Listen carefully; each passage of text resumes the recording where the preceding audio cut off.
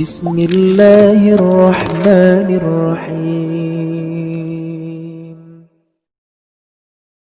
السلام عليكم ورحمة الله وبركاته.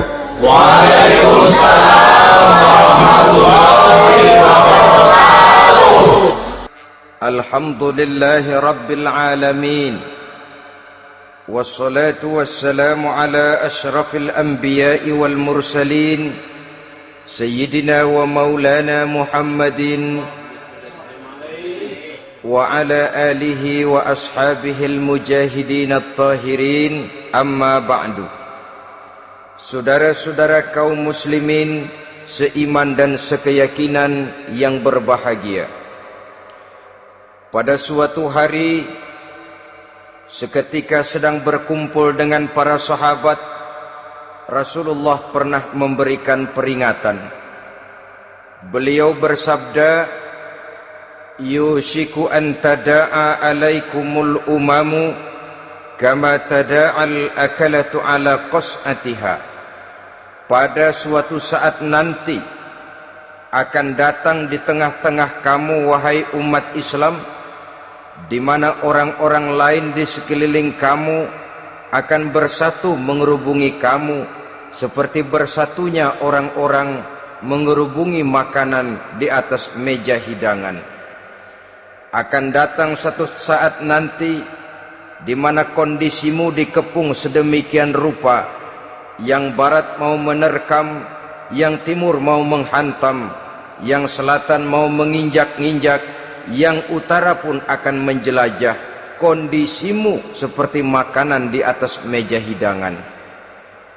Sebagian sahabat merasa heran dan terkejut, lalu mereka bertanya, "Amin qillati nahnu yauma izin ya Rasulullah?" Apakah jumlah kami pada waktu itu sedikit ya Rasul? Kami sampai dikepung sedemikian rupa? Beliau menjawab, "Bal antum yauma idzin katsir." Sama sekali tidak. Kamu tidak sedikit pada saat itu. Bahkan jumlahmu sangat banyak. Kamu adalah mayoritas. Walakinnakum ghusa'un ka ghusa'is sail. Tetapi keadaanmu saat itu persis seperti buih di lautan. Banyak tetapi centang perenang. Banyak tetapi tidak punya daya dan kekuatan. Banyak tapi dipermainkan gelombang lautan, dihempaskan ke tepian pantai tanpa punya makna dan arti. Kondisimu pada saat itu kuantitas yang tanpa kualitas, sehingga orang lain enak saja mengepung kamu. Akidahmu didangkalkan, dibanjiri dengan peradaban dan kebudayaan yang menjauhkan dari agama. Dari segi maksiat dan munkarat seluruhnya mengepung sampai kita melepaskan nilai-nilai Islam kita ini. Dan celakanya, sambung beliau, "Wal yanzi'anna fi qulubi aduwikumul mahabata minkum." Akan dicabut kehebatanmu di mata musuh-musuhmu, sehingga pada saat seperti itu orang lain memandangmu umat Islam enteng saja, remeh saja, tidak ada apa-apanya. Sudahlah, pokoknya umat Islam sikat saja. Umat Islam enteng, umat Islam kecil, umat Islam tidak ada apa-apanya. Alangkah ironinya, alangkah menyedihkannya, memilukan dan sekaligus memalukan. Umat yang mayoritas ini dipermainkan oleh yang minoritas. Umat yang jumlahnya terbesar, terbanyak, bahkan konon menurut catatan sampai 90%, tapi dipermainkan oleh mereka kelompok-kelompok kecil ini. Wal yakzifanna fi qulubikumul wahn. Pada saat itu di hatimu dicampakkanlah penyakit wahan. Sahabat kemudian bertanya, "Wa mal wahnu ya Rasulullah?" Apakah penyakit wahan itu ya Rasul? Beliau menjawab, "Hubbud dunya wa karahiyatul maut." Penyakit wahan itu tidak lain hubbud dunya wa karahiyatul maut, terlalu cinta kepada dunia dan terlalu takut kepada mati, materialistis dan takut resiko. Dua penyakit inilah yang menyebabkan walaupun umat ini mayoritas tapi dipermainkan oleh yang minoritas. Walaupun dia golongan terbesar tapi nasibnya seperti makanan di atas meja makan. Dari segala macam penjuru mau menghantam dia. Saudara-saudara kaum muslimin yang berbahagia, ini merupakan analisa sosial bahwa pada satu saat nanti akan terjadi di tengah-tengah umat di mana kita dihantam dan diserbu dari segala macam penjuru. Akidah didangkalkan, peradaban dan kebudayaan dirusak, makanan dan minuman diracuni, pakaian ditelanjangi dan lain sebagainya, sampai kita melepaskan nilai Islam yang kita cintai ini. Kondisi sosial ini satu saat akan datang kepada kita.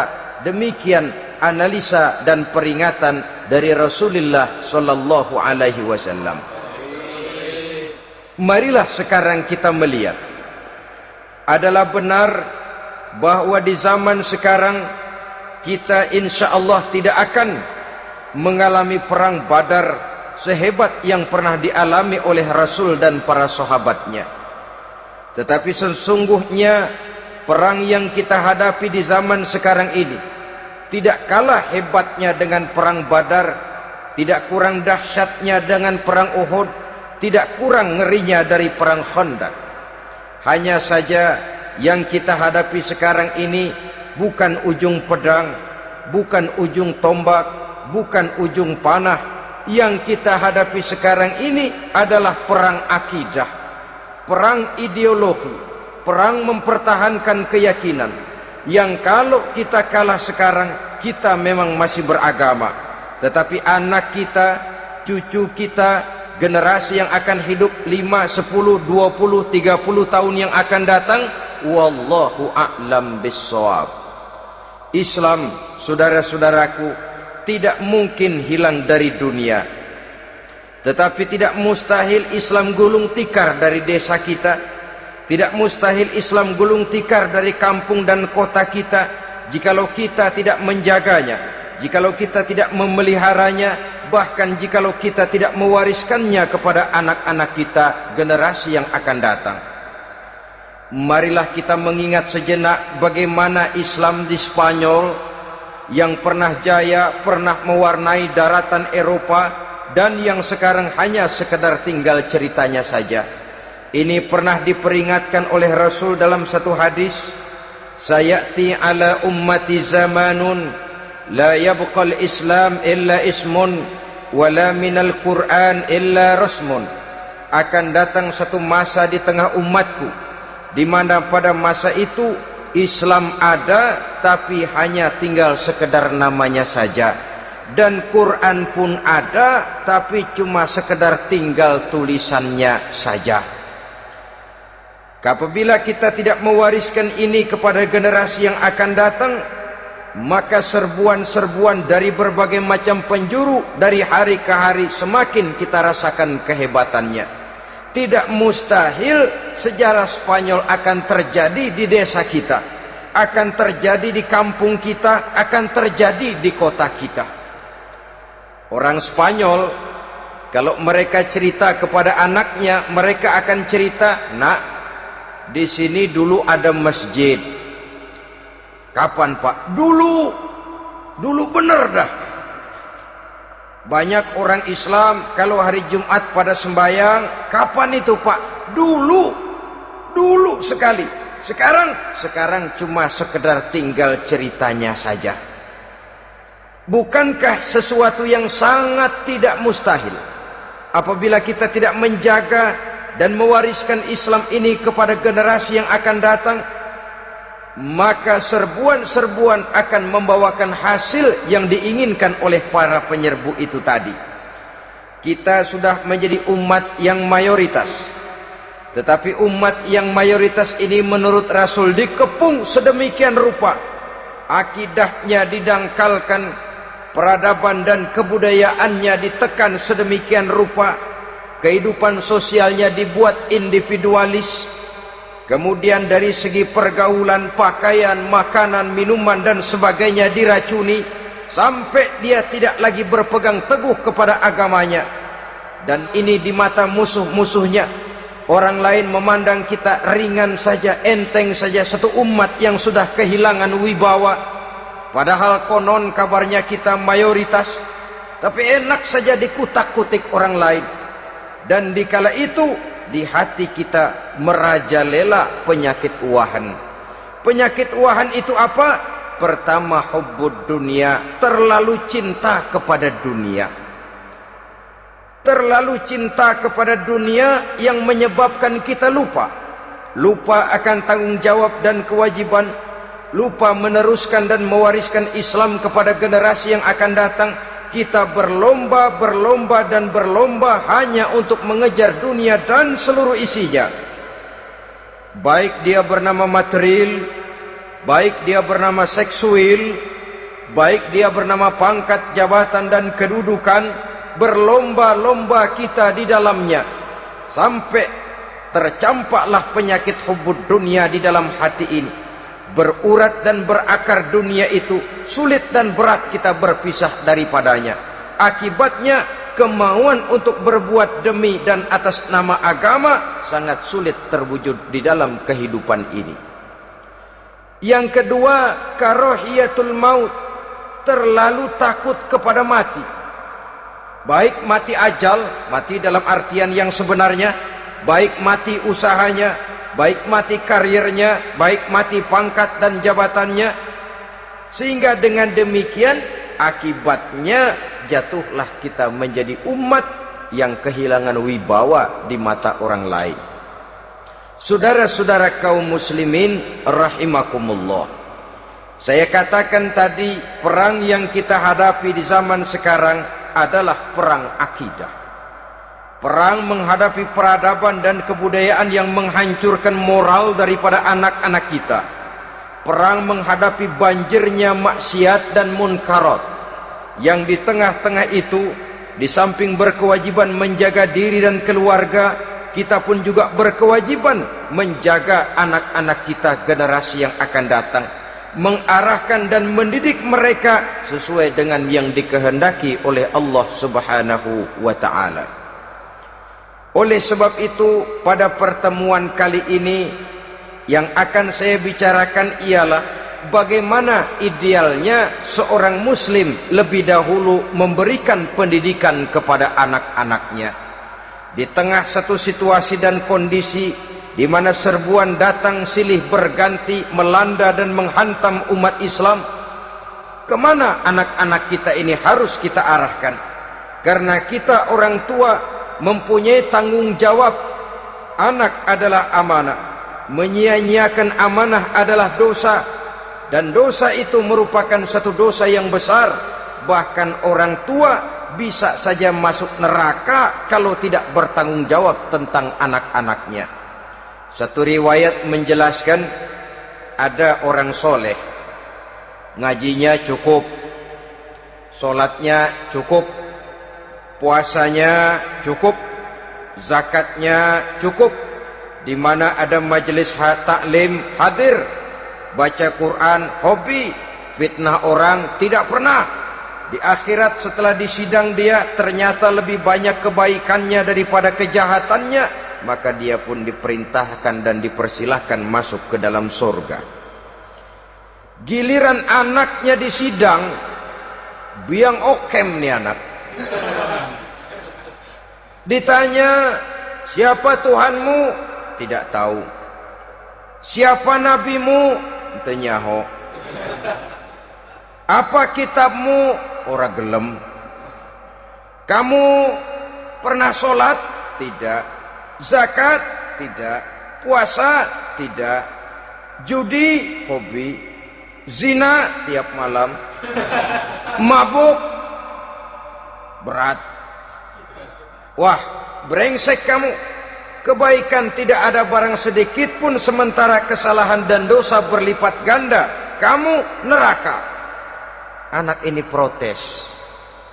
Benar, Saya tidak kenal siapa Tuhan saya. Saya tidak tahu siapa Nabi saya. Saya tidak tahu kitab suci dan kiblat saya. Saya tidak sholat, tidak zakat, tidak puasa. Tiap malam saya judi, saya zina, saya mabuk.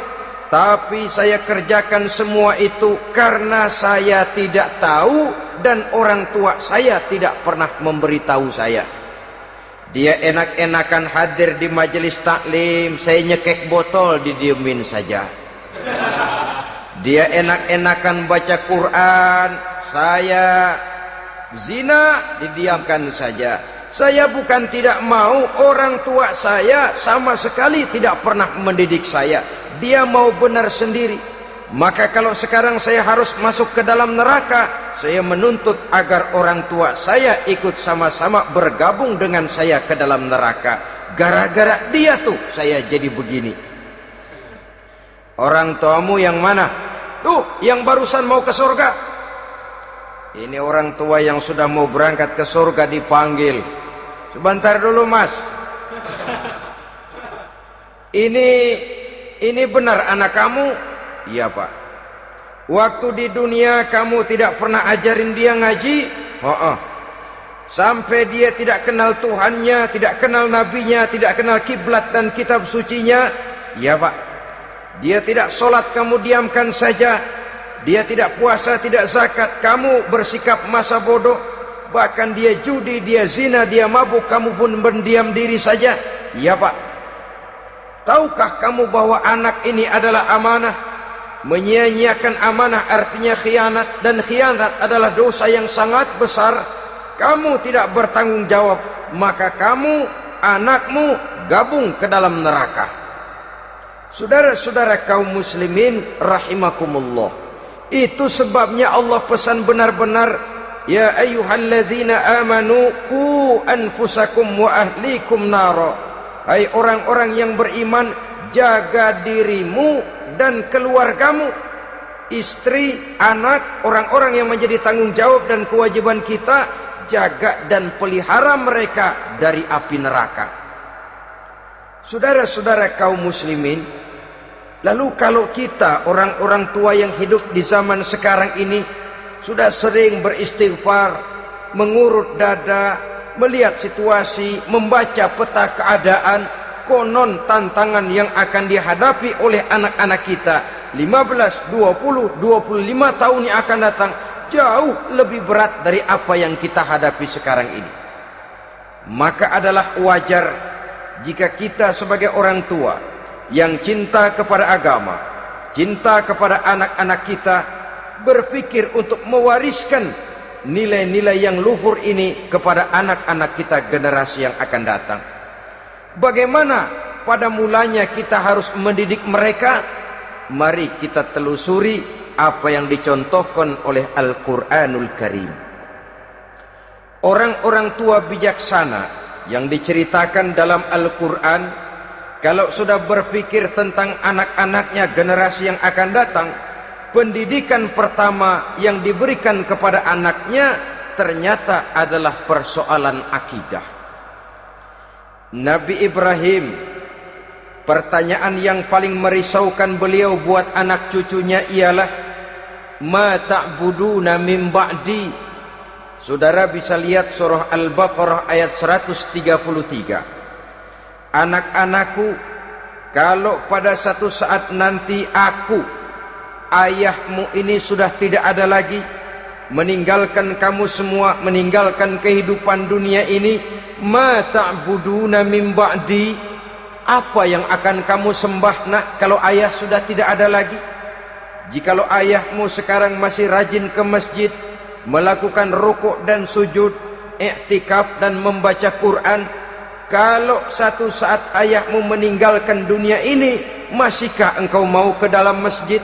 Masihkah engkau rukuk dan sujud? Masihkah engkau i'tikaf? Ma ta'buduna min ba'di, apa yang akan kamu sembah kalau aku ayahmu tidak ada lagi nak? Ditanamkan bukan hanya keyakinan bertauhid, sekaligus juga menyembah kepada Allah yang kita yakinkan dengan tauhid itu tadi. Bukankah berbeda dengan kita kebanyakan orang tua sekarang? Kita tidak pernah berpikir ma ta'buduna min ba'di. Kalau bapak tidak ada, kamu nyembah apa nak? Kita orang tua sekarang pagi-pagi malah berpikir ma ta'kuluna min ba'di. Kalau bapak enggak ada, kamu nanti makan apa nak? Bukan nyembah apa yang kita pertanyakan, bukan nyembah apa yang kita khawatirkan, makan apa nak? Maka yang dicari lalu sekolah-sekolah yang bonafit, yang tidak peduli apakah itu merusak imannya, mematikan akidahnya, menghancurkan keyakinannya. Yang penting ada jaminan hari depan bisa dapat lapangan kerja. Akibatnya berduyun-duyun orang-orang tua muslim menyekolahkan anaknya di sekolah-sekolah yang bukan Islam, yang nyata-nyata membahayakan akidahnya. Dididik dengan kultur dan budaya yang bertentangan dengan nilai-nilai agamanya. Bukankah ini berarti merelakan anak untuk dikafirkan? Bukankah ini artinya menyerahkan anak untuk ditulis menurut selera para pendidik yang tidak sesuai dengan nilai akidah yang dimilikinya? Mengapa kita tidak berpikir seperti Nabi Ibrahim yang sebelum memberikan pendidikan kecerdasan, sebelum pendidikan matematika, IPS, PSPB dan disiplin ilmu lainnya, yang pertama ditanamkan ma ta'buduna min ba'di. Kalau ayahmu tidak ada, kamu menyembah apa nak? Menyembah Allah apa nanti malah menyembah harta? Menyembah Allah apa nanti malah mendewa-dewakan pangkat dan jabatan? Menyembah Allah apa malah nanti menyembah alam? Itu yang dikhawatirkan Nabi Ibrahim kepada generasi yang akan datang. Dan itu saudara-saudara yang seharusnya mengkhawatirkan kita kepada anak-anak kita, generasi yang akan datang. Lihatlah serbuan akidah di zaman sekarang ini. Dimanfaatkan kemiskinan kita umat Islam. Diberikan kita tawaran berupa beras, pakaian, obat-obatan, kalau perlu beasiswa, asal bisa melepaskan keislaman kita ini. Bertahap, sedikit demi sedikit, step by step, shibran bi shibrin wa zira'an bi zira'in. Dan harus saya ingatkan, orang di zaman sekarang tidak mungkin menghantam Islam secara frontal. Tidak mungkin menghantam Islam terang-terangan, apalagi mengerahkan satuan militer. Tidak. Orang berhitung bagaimanapun kondisi dan kualitasnya umat Islam, mereka masih punya satu modal penting, fanatisme agama. Kalau ini disulut, api jihad segera berkobar, dan hanya maut yang bisa menghentikan orang yang dibakar dengan semangat jihad. Orang tahu itu. Betapa Uni Soviet kedodoran menghadapi mujahidin Afghanistan yang disulut oleh semangat jihad yang berkobar dengan persenjataan yang primitif ketimbang persenjataan Uni Soviet. Entah mereka pantang surut mundur ke belakang. Jadi jangan mimpi bahwa orang mau menghantam Islam ini dengan melarang pengajian, meruntuhkan masjid, menyegel pondok pesantren. Tidak. Melarang orang sholat, tidak. Kalau perlu masjid diperbanyak, musola diperbesar. Tapi bikin itu masjid seperti museum, besar, megah, mercusuar, tapi bikin seperti museum. Tempat orang kagum, tempat orang memuji, tapi sunyi dari nilai-nilai ibadah. Saudara-saudara kaum muslimin, untuk sampai kepada penghantaman akidah, jalan yang paling mudah dirintis sekarang ini secara bertahap dan sistematis, memisahkan umat Islam dari Islamnya. Biarkan mereka bernama Muslim. Biarkan di atas kartu penduduknya tertulis agama Islam. Tapi tanamkan budaya-budaya yang menyebabkan cara bergaul mereka, cara berumah tangga mereka, cara bertetangga mereka, sampai kepada cara mereka berpakaian, cara mereka bergaul, cara mereka makan dan minum, cara mereka mendidik dan menyekolahkan anak sama sekali tidak lagi mencerminkan nilai-nilai yang islami. Itu sudah satu usaha yang paling praktis, memisahkan umat Islam dengan Islamnya. Kalau sadarlah kita ke arah ini usaha orang di zaman sekarang, maka yang harus pertama kita tanamkan kepada anak-anak kita, didik mereka dengan jiwa tauhid yang mengkristal di dalam batinnya, meresap sampai ke tulang sumsumnya, yang tidak akan sampai pun nyawa berpisah dari badannya, akidah itu tidak akan berpisah dari hatinya. Bahkan dia sanggup dengan tegar berkata, lebih baik saya melarat karena mempertahankan iman daripada hidup mewah dengan menjual akidah. Satu khittah, satu garis kehidupan yang perlu kita wariskan kepada anak-anak kita, generasi yang akan datang. Dahulu ada satu tradisi, saudara-saudara. Kalau anak gadis kita dilamar orang lalu bertanya, anakmu mau ngelamar gadis saya, apa sudah khatam Quran berapa kali? Apa sudah bisa baca kitab macam-macam dan lain sebagainya? Sehingga lahirlah satu kebanggaan. Apapun motifnya, tapi pertanyaan semacam ini zaman sekarang sudah langka. Paling-paling yang ditanya kalau anaknya dilamar orang, anakmu kerja di mana? Gajinya sebulan berapa? Kendaraannya bebek apa soang? Apa-apa? Itu yang kita pertanyakan, berkisar di seputar materi, kerja, job, status sosial, dan lain sebagainya. Perkara bisa baca Quran atau tidak, nomor 18. Perkara sembahyangnya rajin apa tidak, nomor 36. Saudara hadirin, akibatnya terjadi pergeseran nilai. Maka mendidik anak menurut tuntunan Quran adalah seperti yang diberikan contoh oleh Luqmanul Hakim, yang diceritakan dalam surah Luqman mulai ayat 11 dan selanjutnya. Apa pendidikan pertama yang harus kita berikan kepada anak?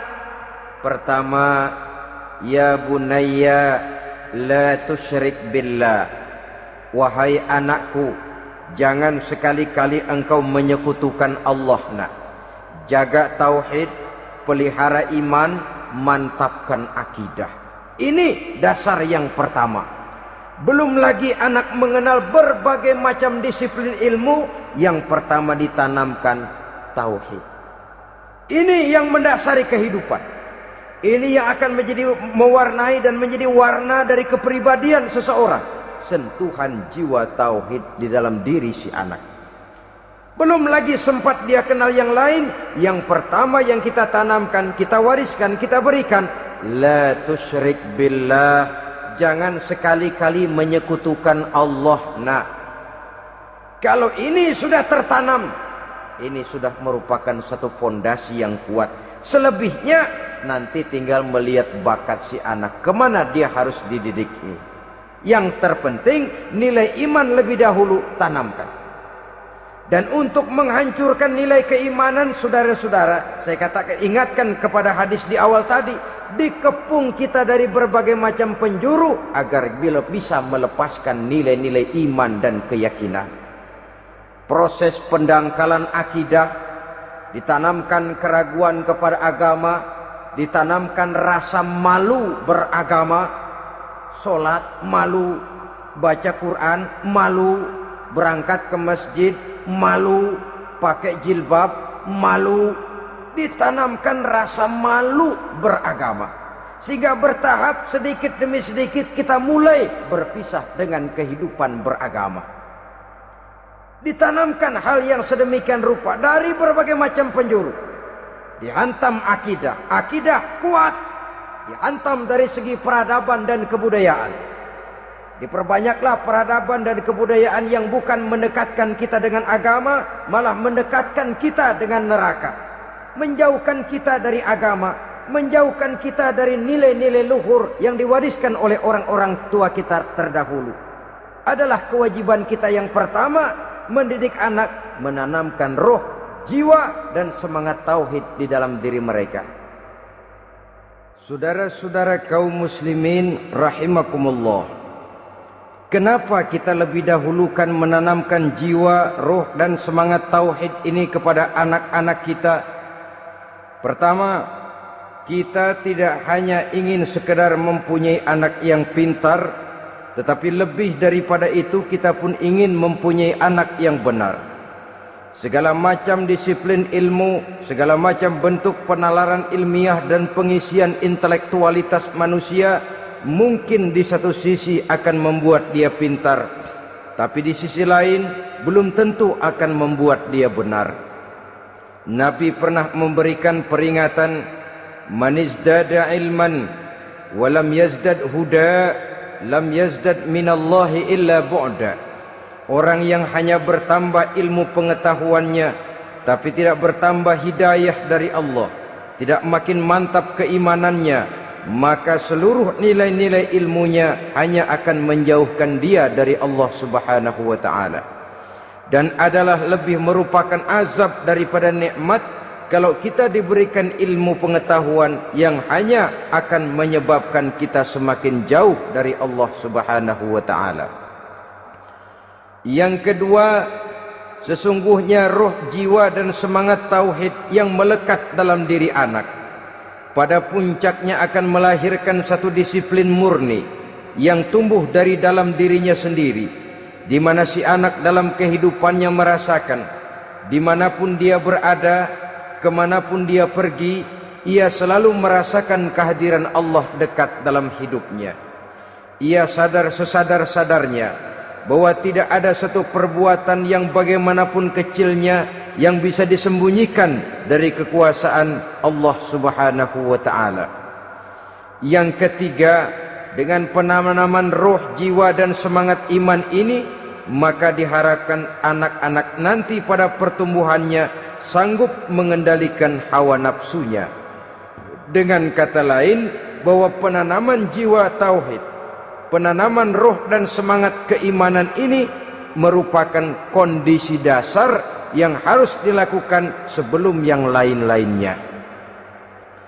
Kemudian pendidikan kedua yang diberikan oleh Al-Quran melalui contoh dan model dengan Luqmanul Hakim ini, setelah menanamkan tauhid, ditanamkanlah kepada si anak ini rasa hormat kepada orang tuanya. Wa wassaynal insana biwalidayhi, dan kami wasiatkan kepada manusia untuk berbakti kepada ibu bapaknya.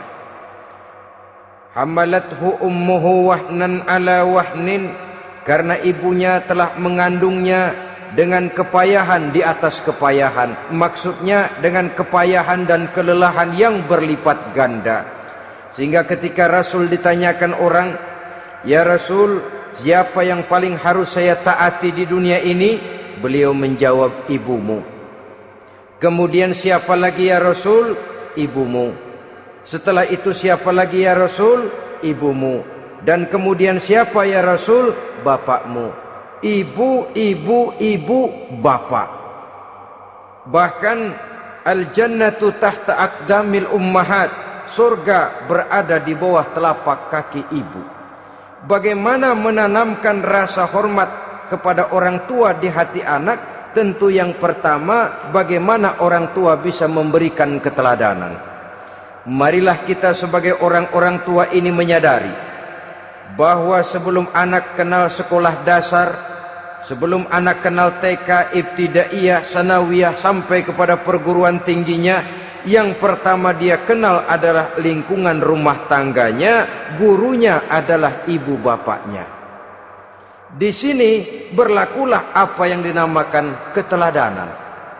Keteladanan jauh lebih berhasil daripada sekedar teori-teori yang muluk. Keteladanan jauh lebih berhasil daripada berbagai macam indoktrinasi dan penataran. Kurangnya keteladanan akan menyebabkan anak mencari pola. Apabila kita orang tua ini tidak bisa memberikan keteladanan yang baik kepada anak-anak kita, maka pada suatu saat anak-anak akan menganggap enteng dan kehilangan wibawa kita sebagai orang tua di mata mereka.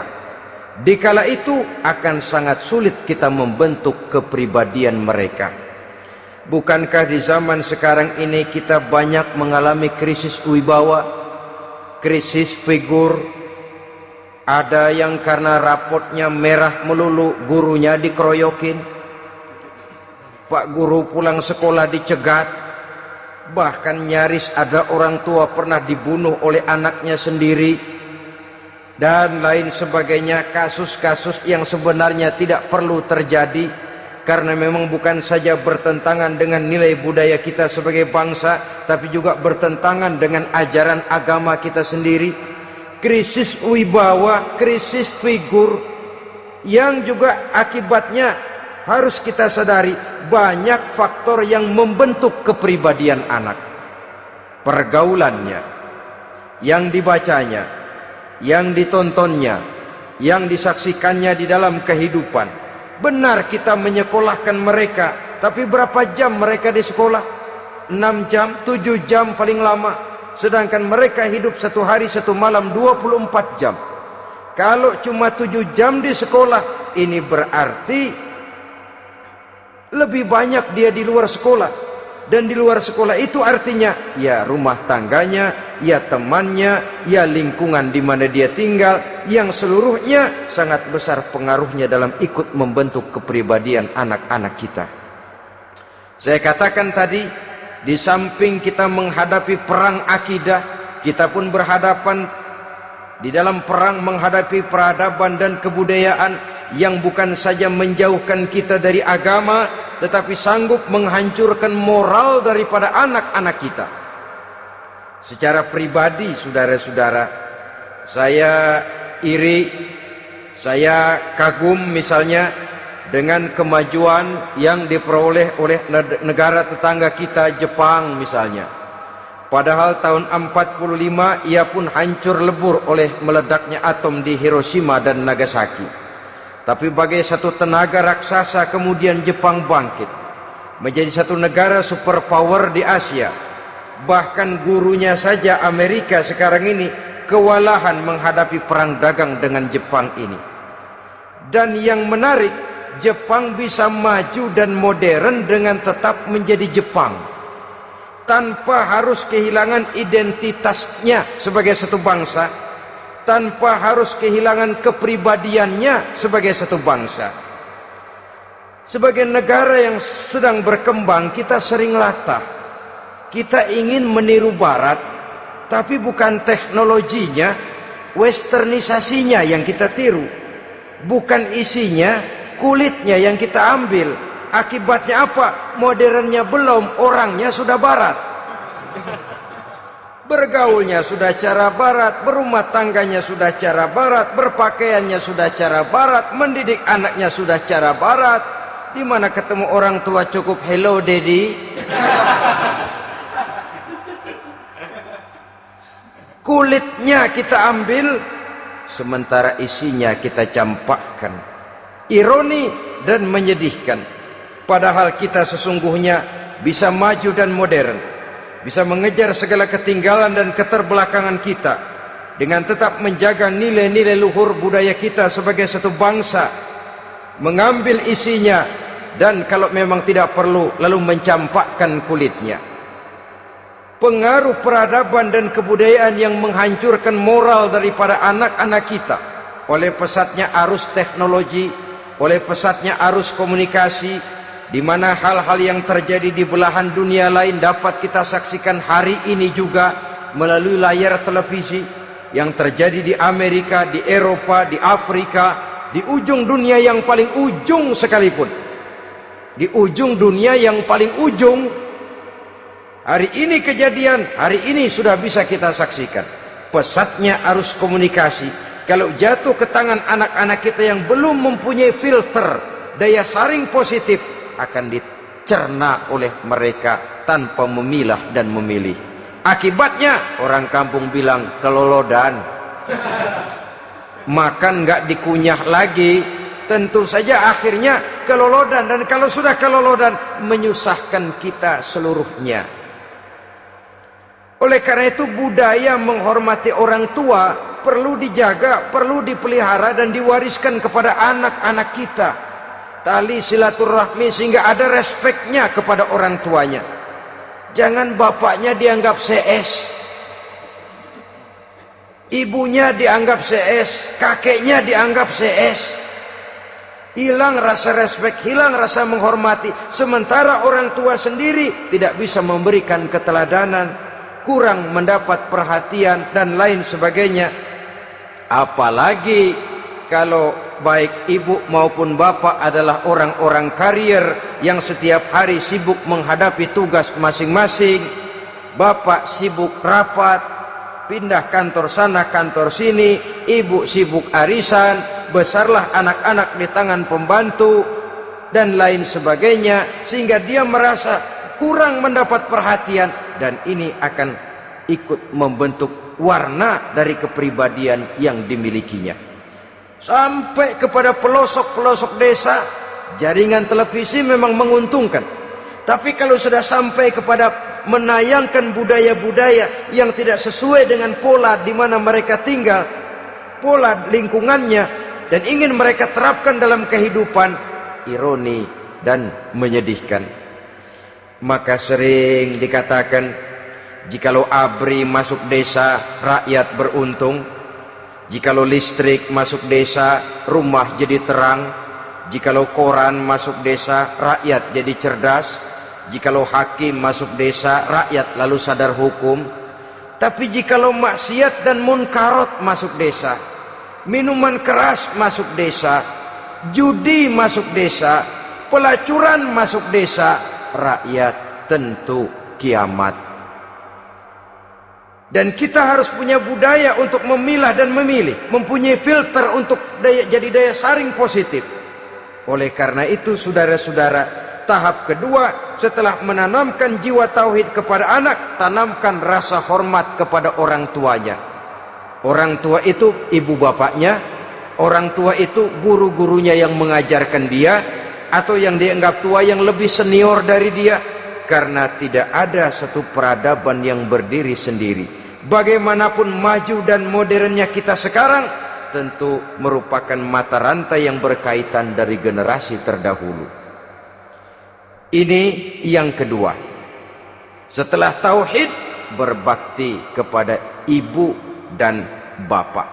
Tidak ada satu kebahagiaan yang bisa ditegakkan di dunia ini tanpa doa, tanpa restu daripada ibu dan bapak. Ini keramat hidup. Doanya dikabul Allah dan kutubnya juga dikabul oleh Allah Subhanahu wa ta'ala. Jadi mendidik anak setelah menanamkan jiwa tauhid, menanamkan rasa hormat dan taat berbakti kepada ibu bapaknya. Itu yang kedua. Kemudian yang ketiga, melalui model Luqman, Quran mendorong kita untuk mendidik anak, menanamkan etika otonom. Apa itu?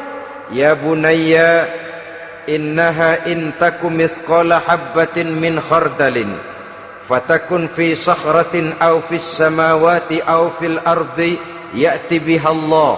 Wahai anakku, sesungguhnya kalau ada satu kebaikan yang kamu kerjakan, kecil, tidak nampak oleh pandangan mata yang zahir, yang kecil itu tersembunyi di puncak langit, di dasar bumi yang paling dalam, atau di tengah batu hitam sekalipun, Allah pasti mengetahuinya dan pasti akan memberikan balasan yang seadil-adilnya.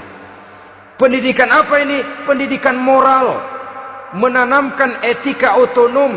Nah, kau berbuat baik jangan karena dilihat orang. Kau tidak mau melakukan kejahatan jangan cuma karena ada polisi.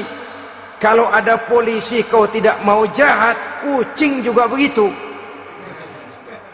Coba lihat kucing, taruh ikan asin di piring kaleng, tongkrongin. Aduh, kucing kalem, sopan, tenang. Sedikit kita lengah, habis ikan digarap.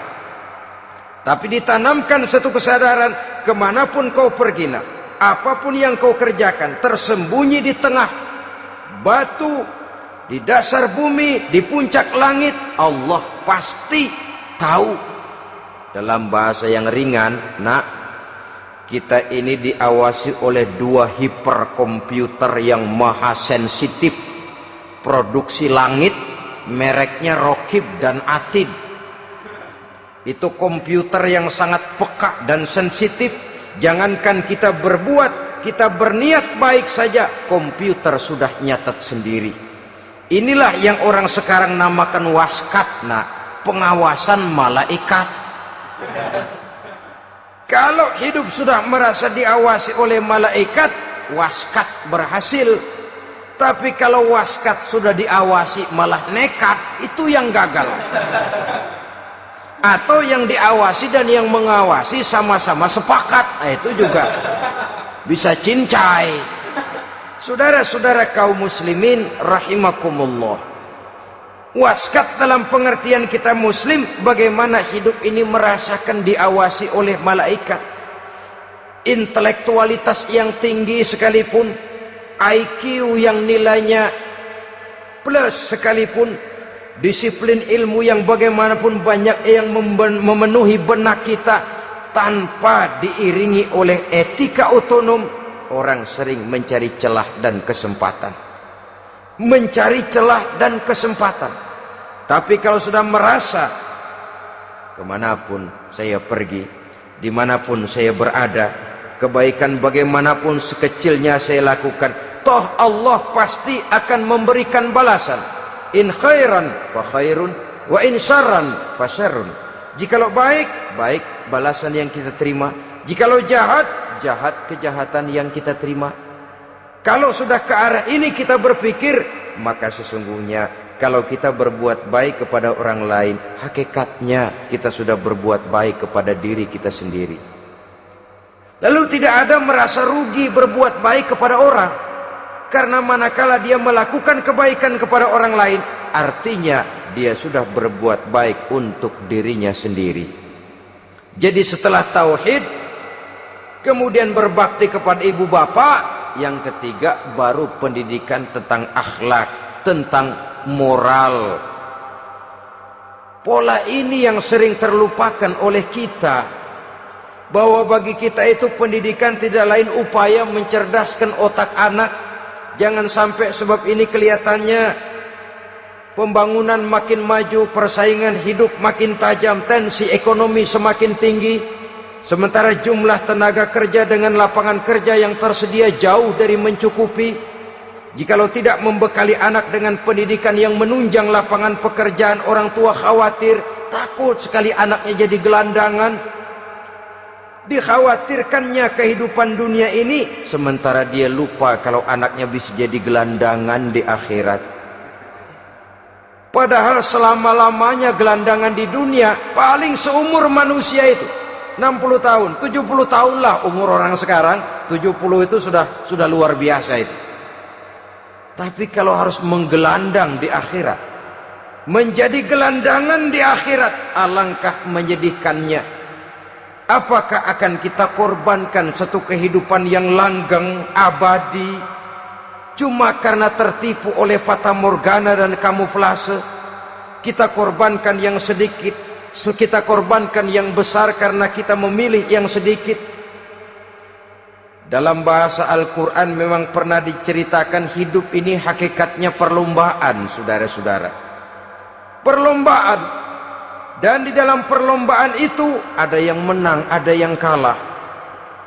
Al-Quran lalu memberikan peringatan, Alhaakumut takatsur, kamu telah lalai karena berlomba-lomba memperbanyak harta, mempertinggi pangkat dan kedudukan, hatta zurtumul maqabir, sampai kamu akan masuk ke liang kubur baru sadar. Apalagi kalau nafas sudah sampai di tenggorokan, persis Fir'aun sudah tenggelam di lautan merah, mau mampus, baru dalam sekaratnya amantu bi Rabbi Musa wa Harun. Kalau begini caranya, saya juga percaya kepada Tuhan Musa dan Harun, percaya kepada Allah. Sudah mau mati, baru amantu bi Rabbi Musa, kami percaya kepada Tuhan Nabi Musa, kata Fir'aun. Malaikat maut kesel benar, dilelepin terus di laut. Mampus tuh sekalian. Hidup ini memang kita berlomba. Berlomba dengan waktu, berlomba dengan umur, berlomba dengan tenaga, berlomba dengan tetangga. Yang jangankan kita sampai mundur, berhenti saja sejenak, kita akan ditinggalkan oleh yang lain. Tiada kata mundur, bahkan tiada kata berhenti. Sekali kita melangkah, melangkahlah terus. Tapi berlombalah seperti yang dikehendaki Quran. Fastabiqul khairat. Berlomba-lombalah di dalam kebajikan. Jangan berlomba-lomba di dalam kemaksiatan, kemunkaran, kejahatan. Berlombalah dalam urusan kebaikan. Saudara-saudara kaum muslimin rahimakumullah. Tauhid, berbakti kepada ibu bapa, kemudian pendidikan tentang moral. Apabila pendidikan tentang moral sudah tertanam, barulah lihat bakat si anak. Kemana bakatnya? Anak saya kelihatannya dari kecil demennya main bedil-bedilan saja. Abri kali itu. Kirim ke Magelang, masukkan akabri. Tapi dengan syarat 3 itu tadi. Iman sudah tertanam, rasa bakti kepada ibu bapak sudah ada, dan punya nilai moral. Sehingga boleh jadi nanti dia menjadi jenderal yang beriman, yang berbakti kepada ibu bapaknya, dan punya moral yang tinggi. Kan lebih baik rakyat rendah tapi akhlaknya tinggi daripada pejabat tinggi tapi moralnya rendah. Jauh lebih baik rakyat rendah punya moral tinggi ketimbang pejabat tinggi punya moral rendah. Nilai moral ini yang jadi ukuran dan barometer di masyarakat. Yang ini yang sering kita lupakan, bahwa kehancuran satu bangsa dimanapun di dunia ini selalu dimulai dengan kehancuran moral daripada bangsa itu sendiri. Sekarang membina nilai moral ini berat. Gadis kita, remaja, putri diberikan pakaian jilbab, mungkin dia sendiri masih setengah-setengah, ditambah lagi oleh ledekan temennya. Jilbab lah kuno, bau sorga lah, bau masjid lah, bau menyan lah. Ditanamkan rasa malu untuk hidup dekat dengan agama. Kalau moral semacam ini sudah tertanam, sedikit demi sedikit kita mulai mengucapkan selamat tinggal kepada agama. Dan kemalangan apa yang lebih malang kalau kita sudah jauh dari agama ini? Bukankah Islam telah menyelamatkan manusia dari penyakit jahiliyah dan membawanya kepada satu kehidupan yang maju dan modern? Kalau kita tinggalkan Islam ini, bukankah artinya kita akan kembali kepada satu zaman jahiliyah? Hanya saja jahiliyah itu berada di abad modern. Versinya tentu lebih modern. Kalau zaman jahiliyah dulu mabuknya pakai arak, zaman sekarang sudah macam-macam orang bisa mabuk. Kalau zaman jahiliyah dulu anak perempuan dikubur hidup-hidup, zaman sekarang kadang-kadang belum sempat lahir ke dunia, malah sudah dibunuh lebih dahulu. Versinya saja yang berbeda. Kalau di zaman jahiliyah dahulu manusia menyembah batu yang bernama Latta, Uzza, Manat dan Hubal. Di zaman jahiliyah modern sekarang ini, orang sering menyembah kepala bagiannya, sering menyembah atasannya, sering menyembah komputer, sering menyembah teknologi modern yang lebih diyakininya daripada Allah sebagai keyakinan sentral di dalam hidupnya. Saudara-saudara kaum muslimin rahimakumullah. Jadi yang ketiga, nilai moral yang ditanamkan kepada anak-anak kita supaya dia bisa menghadapi tantangan-tantangan hidup yang semakin berat ini dengan tetap berpegang teguh kepada nilai-nilai moral yang diwarnai oleh jiwa keimanannya yang bersumber dari ajaran agamanya. 3. Kemudian yang keempat, barulah tatanan kehidupan sehari-hari. Apa kata Luqman? Ya bunayya aqimis shalah. Setelah bertauhid, berbakti kepada ibu bapa, punya nilai moral. Ya bunayya aqimis shalah, nak dirikan solat. Rumah tangga muslim. Anak berumur 7 tahun sudah berani meninggalkan solat, kata Nabi, pukul. Bukan untuk menyakiti, untuk mendidik. Karena sayang kepada anak. Saudara-saudara, kita khawatir betul kepada anak. Kalau dia pulang dari sekolah, buru-buru kita sebagai orang tua bertanya, sudah makan nak? Sudah istirahat nak? Tapi jarang kita sebagai orang tua melontarkan, sudah sholat nak?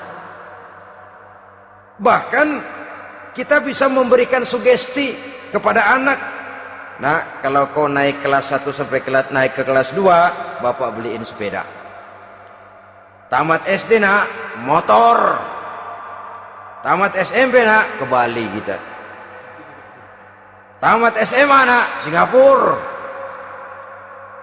Saudara-saudara, tapi kalau untuk urusan sholat misalnya, kita tidak pernah memberikan sugesti kepada anak-anak kita. Nah, kalau kau hafal Fatihah lengkap dengan artinya, bapak beliin sepatu. Nah, kalau kau bisa sholat dengan baik, cukup syarat rukunnya, bapak beliin sepeda. Ada rangsangan, ada sugesti yang membuat anak lebih tergerak untuk hidup dalam suasana keagamaan. Ya bunayya aqimis sholat, nak dirikan sholat. Sebab ini sandaran vertikal yang paling langsung antara manusia dengan Tuhannya. Menyadari bahwa sepanjang yang bisa dilakukan oleh manusia hanyalah berusaha, dan kepastian sepenuhnya ada di tangan Allah. Dengan solat kepribadianmu diperteguh, dengan solat sandaran vertikalmu kepada Allah diperkuat. Dan pada waktunya nanti Al-Quran memberikan bimbingan, hendaklah minta tolong kepada Allah dengan sabar dan tetap mendirikan solat. Ya bunayya aqimis sholat.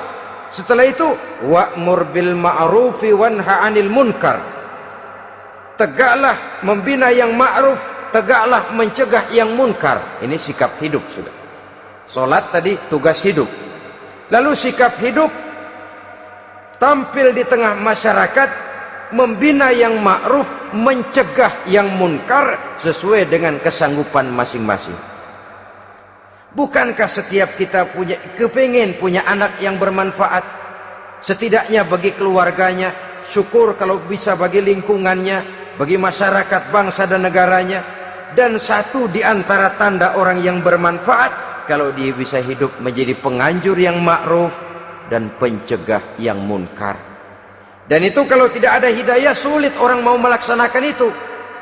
Sebab apa? Ada kecenderungan belakangan ini di mana agama dianggap urusan pribadi. Sehingga orang lalu sering bilang, jangan bawa-bawa agama dah, itu kan bukan urusan agama.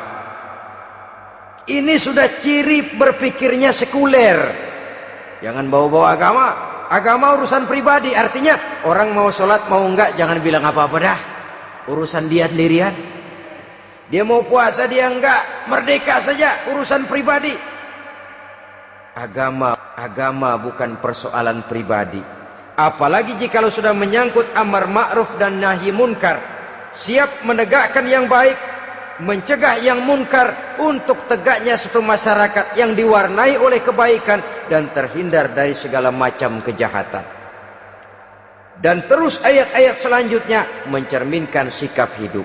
Namun yang intinya, cara mendidik anak yang baik yang dicontohkan oleh Al-Quran dengan Luqmanul Hakim sebagai model. Pertama, tanamkan tauhid. Yang kedua, tanamkan rasa hormat dan berbakti kepada ibu bapaknya. Yang ketiga, tanamkan moral, nilai akhlak yang tinggi. Setelah itu yang keempat, biasakan hidup dalam suasana keagamaan. Kontrollah sholatnya, kontrollah baca Qur'annya, kontrollah puasanya di bulan Ramadan.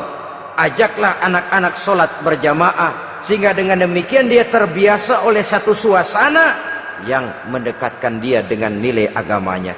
Dari sana diharapkan nilai-nilai ilmu yang didapatnya dari bangku sekolah akan menciptakan keseimbangan dengan yang ditanamkan oleh orang tuanya dalam bentuk yang dijelaskan oleh surah Luqman itu tadi.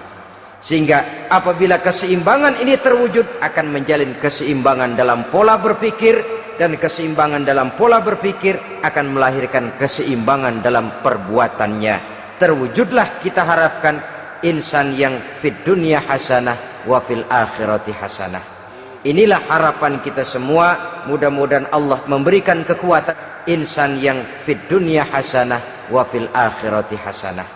Inilah harapan kita semua. Mudah-mudahan Allah memberikan kekuatan kepada kita untuk mewariskan nilai-nilai yang baik kepada generasi yang akan datang, sehingga esok harus lebih baik daripada hari ini, dan lusa harus lebih baik daripada hari esok.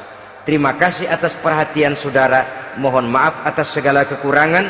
Usikum wa nafsi bitaqwallah. Wassalamualaikum warahmatullahi wabarakatuh.